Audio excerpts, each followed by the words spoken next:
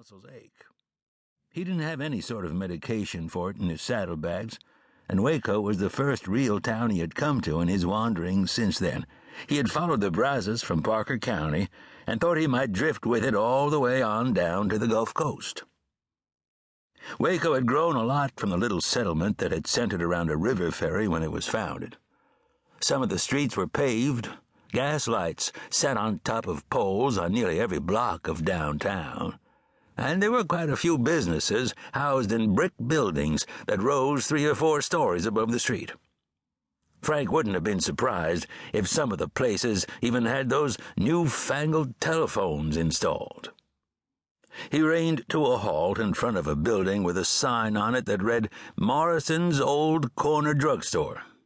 He ought to be able to get something for his shoulder there, he thought, as he swung down from the saddle. He looped Stormy's reins over a hitch rail and told Dog to stay put. The big cur sat down on the boardwalk in front of the drugstore. The people who walked along there gave him a wide berth, but Dog ignored them as being beneath his dignity.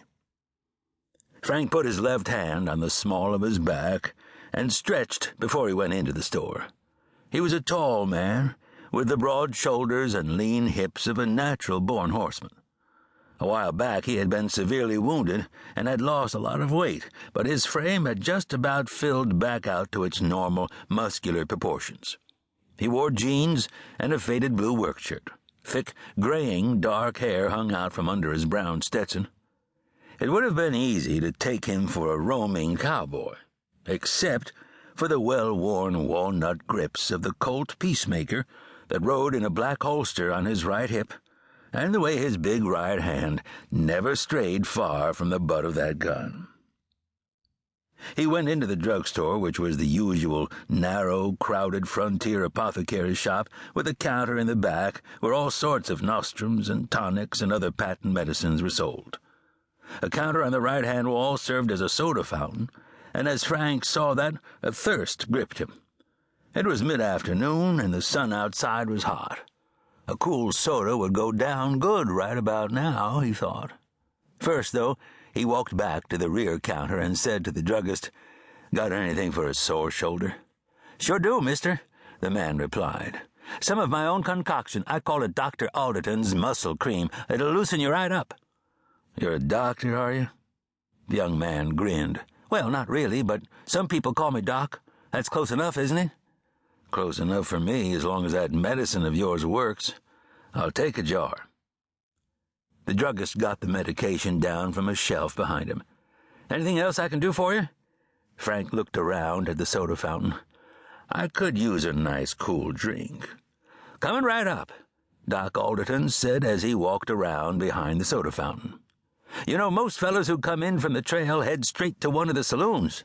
They'd rather have beer or whiskey than a phosphate." "I don't have anything against beer and whiskey," Frank said as he faced Alderton across the polished hardwood counter and let his left hand rest on top of it.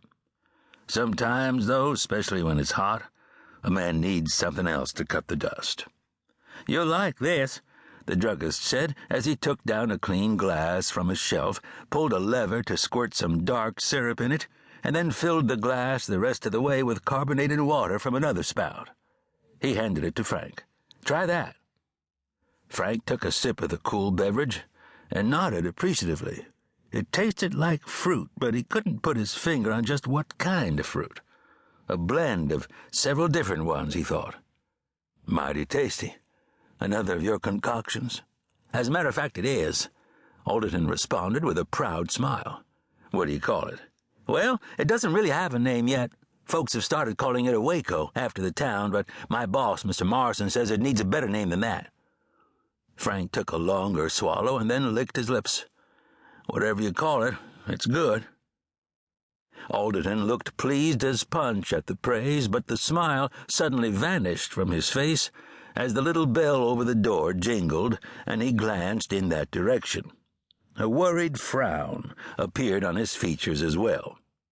Up until now, Frank had been the only customer in the drugstore. He supposed the middle of the afternoon like this was a slack time for business. But since Alderton didn't look pleased by the arrival of another potential customer, Frank thought it might be wise.